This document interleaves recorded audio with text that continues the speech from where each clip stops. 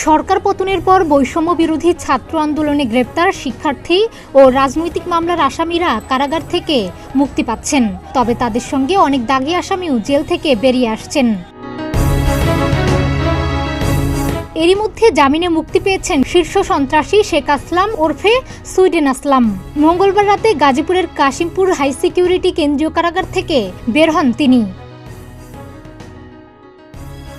Sweden আসলাম বিগত 4 দলীয় জোট সরকারের আমলে ঘোষিত 23 শীর্ষ সন্ত্রাসীর একজন। 1986 সালে ফার্মগেটের পূর্ব রাজাবাজারে স্কুলের সামনে মায়ের হাত ধরে থাকা কিশোর শাকিলকে গুলি করার অভিযোগ আছে তার বিরুদ্ধে। এরপর তার বিরুদ্ধে একের পর এক খুনের ঘটনায় জড়িয়ে পড়ার অভিযোগ উঠতে থাকে। এক পর্যায়ে কিছুদিন তিনি সুইডেন অবস্থান করেন। সেখান থেকে ফিরে আসার পর নামের আগে সুইডেন শব্দটি যুক্ত হয়ে যায়।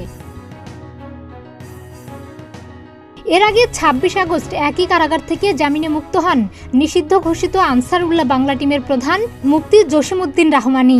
সন্ত্রাস বিরোধী মামলায় 2013 সালের 12 আগস্ট বরগুনা থেকে গ্রেপ্তারের পর থেকে কারাগারেই ছিলেন। দাগী অপরাধীরা কেন হঠাৎ করে ছাড়া পাচ্ছে সে বিষয়ে পরিষ্কার ধারণা নেই অন্তর্বর্তী সরকারের। বুধবার দুপুরে সচিবালয়ে এক ব্রিফিংয়ে স্থানীয় সরকার, পল্লী উন্নয়ন ও সমবায় উপদেষ্টা এএফ হাসান আরিফ জানান, দাগী অপরাধীরা কেন ছাড়া পাচ্ছে খতিয়ে দেখা হবে।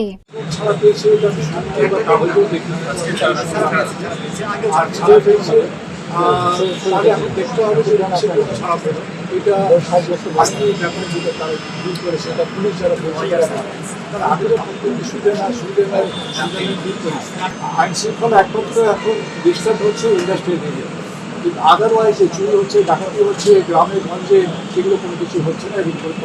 চিহ্নিত অপরাধীরা জেল থেকে ছাড়া পাওয়ায় একদিকে যেমন আইন শৃঙ্খলা পরিস্থিতির অবনতির আশঙ্কা দেখা দিয়েছে, তেমনি আতঙ্ক দেখা দিয়েছে সাধারণ মানুষের মধ্যে।